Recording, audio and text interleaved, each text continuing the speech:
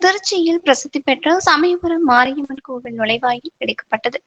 இன்று அதிகாலை 2 மணி அளவில் நுழைவாயில் மீது லாரி மோதியதில் தூண்களில் விரிசல் ஏற்பட்டது. இதனால் தூண் எப்போது வேண்டுமானாலும் இடிந்து விழும் நிலையில் உள்ளது.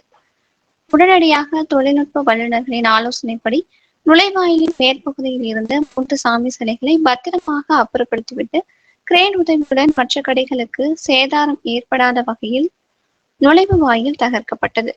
3 சாமி சிலைகளும் கோவிலுக்கு சொந்தமான இடத்திற்கு கொண்டு செல்லப்பட்டன. இதன் காரணமாக இந்த பகுதியில் 2 மணி நேரத்திற்கும் மேலாக போக்குவரத்து நிறுத்தப்பட்டுள்ளது.